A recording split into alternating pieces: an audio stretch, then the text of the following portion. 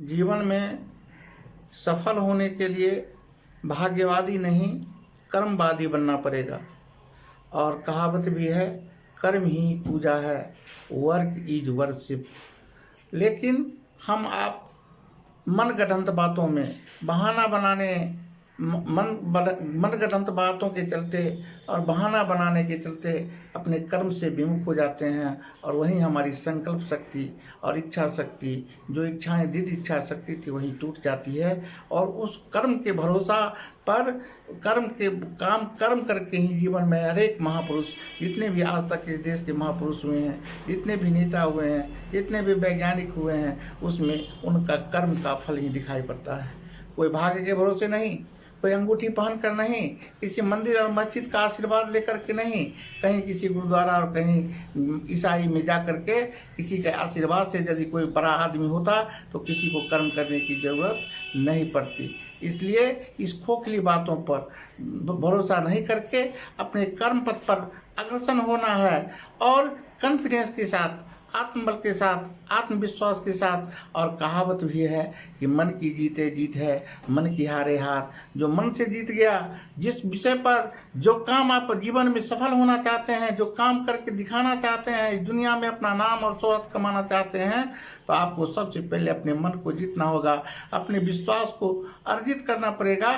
तभी किसी धर्म, किसी कर्म और किसी भगवान का भी आशीर्वाद आपको दिखाई पड़ता है। लेकिन उसके पहले कर्म की आवश्यकता महसूस होती है।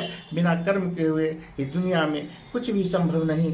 यदि कोई सुबह उठने का आदत नहीं लगाता है, जो सुबह का काम करने का जरूरत है, जो काम कल पर छोड़ने की आदत जिसको है, जो ये सोचता है कि कभी ये काम हो जाएगा, तो आप जान लीजिए कि आपका ये काम कभी भी नहीं होगा।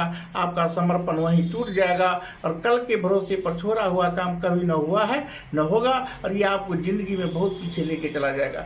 इसलिए हर काम को समय के प्रतिबद्धता के साथ, संकल्प शक्ति के साथ, इच्छा शक्ति के साथ, मनोबल के साथ उसको पूरा करिए और पूरा करने का अपने जीवन में रूटीन बनाइए। एक उदाहरण मैं बताना चाहता हूँ। एक किसान था जो भगवान का बहुत बड़ा भक्त था। वो किसान कामचोर था। उसके मन में सिर्फ भगवान पर ही भरोसा था। उन्होंने भगवान का बहुत पूजा पाठ किया, भगवान का डेली पूजा पाठ करते थे। भोलेनाथ उस पर प्रसन्न हो गए। भोलेनाथ जब आए तो भोलेनाथ ने कहा उस किसान को कि तुम मांग लो एक वरदान, तुमको जो भी मांगना है। तो उस वरदान में वह किसान भगवान से मांगता है कि हे भगवान, मुझे ये शक्ति दे दो कि जब कभी हमको इच्छा हो हम अपना वर्षा बरसा लें, जब कभी इच्छा हो धूप उगा लें, जब कभी इच्छा हो पानी बहा लें, जब कभी हो हवा बहा लें, ताकि हमारा फसल सबसे बढ़िया फसल हमारा हो। वो भगवान ने कहा ठीक है, ऐसा ही होगा। भगवान ने आशीर्वाद दिया। अब वो फिर फसल लगाने लगा। फिर क्या था, वो जब मन हो हवा बहा ले, जब मन हो वर्षा बरसा ले, जब मन हो धूप उगा ले। उसका फसल लहलहाने लगा। फसल लहलहाने के बाद जब फसल कटने का समय आया, काट करके जब वो अपने खेत में ले गया, तब वो देखा कि उसमें उस बाल में तो अन्न है ही नहीं, दाना है ही नहीं।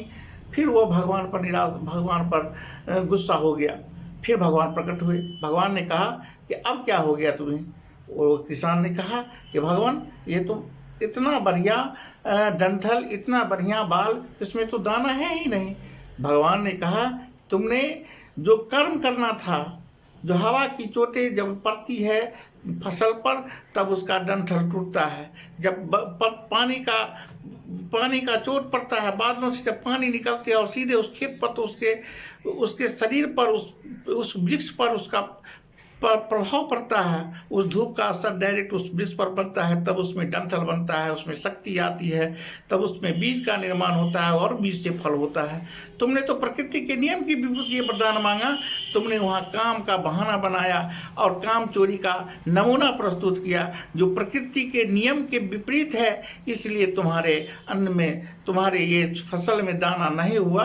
तो भगवान भी उसी को आशीर्वाद देते हैं जो कर्म पथ पर अग्रसर होता है, जो कर्म करता है। इसलिए कहावत भी है कि कर्म ही पूजा है। और भाग्यवादी नहीं, आशावादी बनिए, कर्मवादी बनिए और जीवन में सफल होइए। यही महत्वपूर्ण नुस्खा है कि आशावादी बनिए, निराशावादी नहीं, ऑप्टिमिस्ट बनिए, पेसिमिस्ट नहीं, कर्मवादी बनिए, भाग्यवादी नहीं, और कर्म पथ पर भरोसा रख करके जीवन में आगे बढ़िए, सत्य के साथ आगे बढ़िए, सत्य और अहिंसा के मार्गों पर चलिए। जीवन का सबसे बड़ा यही मूल मंत्र है सफल होने का। एक छोटा सा आज का ये प्रस्तुति है सफल होने का, सबसे छोटा सा प्रैक्टिकल और टेक्निकल दोनों ही बातें मैंने बताने की कोशिश की है आप लोगों को। धन्यवाद।